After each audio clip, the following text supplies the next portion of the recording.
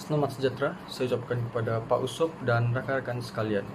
Sebelum memulakan pembentangan saya ingin memperkenalkan diri saya, yaitu Muhammad Helmi bin Muhammad Halim, dengan nomor metrik 07 DM20F2017.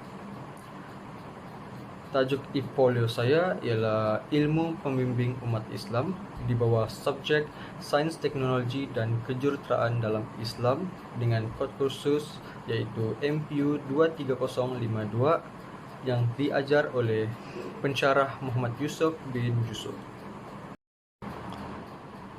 Terdapat beberapa isi kandungan yang akan saya perincikan di dalam pembentangan ini.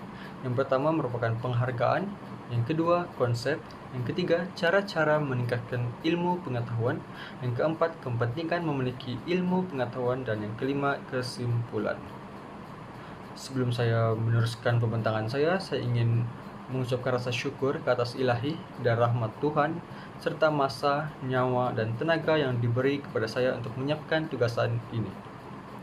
Pertama sekali, saya ingin mendedikasikan ucapan penghargaan ini kepada pensyarah saya, yaitu Encik Muhammad Yusuf bin Yusuf, pensyarah subjek Sains, Teknologi, dan Kejuruteraan dalam Islam, di atas tunjuk ajar dan bimbingan beliau yang telah membuka minda saya dengan lebih luas untuk menyiapkan tugasan ini. Selain itu, saya juga ingin berterima kasih kepada keluarga yang telah mendorong dan memberi semangat kepada saya di kala sesi pembelajaran yang serba baharu ini akibat pandemik COVID-19 yang melanda seluruh dunia. Dan akhir sekali, ucapan ini juga saya tujukan kepada semua yang terlibat secara langsung maupun tidak langsung. Seterusnya, saya akan menerangkan tentang konsep ilmu. Ini yang terbagi kepada dua, yaitu dari segi bahasa, berasal daripada perkataan Arab, yaitu alimah, yang bermaksud mengetahui. Dari segi istilah pula, ianya segala pengetahuan atau kebenaran tentang sesuatu yang datang dari Allah Subhanahu Wa Taala, lalu diturunkan kepada rasul-rasulnya dan alam ciptaannya termasuk manusia yang mempunyai aspek lahiriah dan batiniah. Seterusnya, ilmu menurut fardu ain dan fardu kifayah. Menurut fardu ain, ilmu diwajibkan ke atas semua umat Islam yang akil balik untuk mempelajari dan mengamalkannya. Contoh-contoh fardu ain ialah ilmu akidah, ilmu syariat, dan ilmu akhlak. Dari segi fardu kifayah, ianya wajib dipelajari oleh seseorang atau sekumpulan anggota masyarakat Islam, dan apabila telah dilakukan, maka hilang tuntutan kewajiban itu terhadap orang lain. Contoh ilmu fardu kifayah ialah ilmu perubatan, matematik, maupun sains. Sumber ilmu terbagi kepada dua, yaitu wahyu dan panca indera. Wahyu ialah penyampaian atau pemberitahuan daripada Allah Subhanahu Wa Taala kepada hambanya yang terpilih. Panca indera pula ialah sentuhan, penglihatan, penghiduan, dan pendengaran yang amat berguna kepada manusia untuk berinteraksi dengan alam sekelilingnya dengan mudah dan betul. Selanjutnya, cara-cara meningkatkan ilmu pengetahuan. Terdapat 3 cara yang boleh dilakukan oleh umat Islam, yaitu yang pertama, memupuk amalan membaca, yang kedua, mengunjungi tempat-tempat yang membawa faedah, dan yang ketiga, menumpukan sepenuh perhatian terhadap pembelajaran atau majlis ilmu.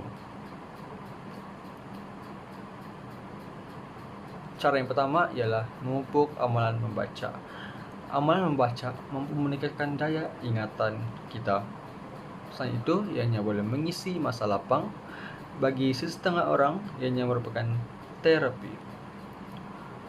Tidak lupa juga, ianya boleh mengeratkan hubungan sama keluarga maupun sahabat. Contoh-contoh bahan bacaan yang boleh dibaca oleh kita ialah buku-buku ilmiah, majalah, surat kabar, bahan bacaan digital, yaitu teman pintar atau komputer riba. Seterusnya, mengunjungi tempat-tempat ilmuwan.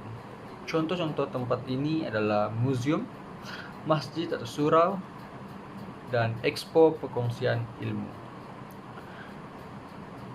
Kita dapat mengenali sejarah-sejarah tentang sesuatu tempat tersebut. seperti museum. Selain itu, di masjid pula kita boleh mendengar ceramah-ceramah daripada ustaz, dan di expo pula kita dapat mendengar pengkongsian tentang suatu ilmu itu. Dan poin yang ketiga saya ialah menumpukan sepenuh perhatian. Kita sepatutnya memberi sepenuh perhatian kepada guru atau pencara yang sedang mengajar di dalam kelas. Selain itu, apabila mendengar ceramah, kita perlu memberi sepenuh perhatian di masjid ataupun surau. Seterusnya, kepentingan memiliki ilmu pengetahuan. Terdapat 3 poin, yaitu melahirkan insan yang seimbang, melahirkan masyarakat berilmu, dan melahirkan masyarakat berakhlak mulia. Yang pertama, melahirkan insan yang seimbang. Insan yang baik dan seimbang itu ialah manusia yang dapat menilai atau mengukur sesuatu perkara itu baik atau buruk mengikut ukuran neraca Islam. Di samping bijaksana dan kecekapan dalam segala tindakan untuk mencapai kemajuan dan tamadun bangsa dan negara. Jiwa seimbang bermaksud seimbang dari segi kekuatan rohani, intelektual, emosi, dan jasmani. Terusnya, melahirkan masyarakat berilmu. Matlamat ke arah pembudayaan ilmu ialah yang melahirkan masyarakat yang berilmu dan cintakan ilmu. Masyarakat yang inginkan kebenaran dan meletakkan ilmu pada kedudukan yang tinggi. Masyarakat yang sentiasa berlumba-lumba memiliki ilmu, memperkembangkannya, memanfaatkan dan menghayati ilmu untuk kepentingan seluruh manusia dan alam sejagat. Masyarakat ini bukan saja melakukan ilmu-ilmu yang bersifat keagamaan untuk akhirat, tetapi juga mengambil keutamaan dalam ilmu-ilmu keduniaan seperti politik, ekonomi, sosial, sains, dan teknologi. Poin yang ketiga ialah melahirkan masyarakat berakhlak mulia. Dengan adanya akhlak dalam diri seseorang itu, ianya mampu mewujudkan sebuah tamadun yang bertahan lama. Sebagai contoh, akhlak yang dipamerkan oleh Rasulullah SAW sendiri yang sehinggakan mampu menarik hati masyarakat zaman dahulu untuk memeluk Islam. Sebelum mengakhiri, saya ingin memberi sedikit kesimpulan, yaitu dalam Islam, ilmu merupakan salah satu perantara untuk memperkuatkan keimanan.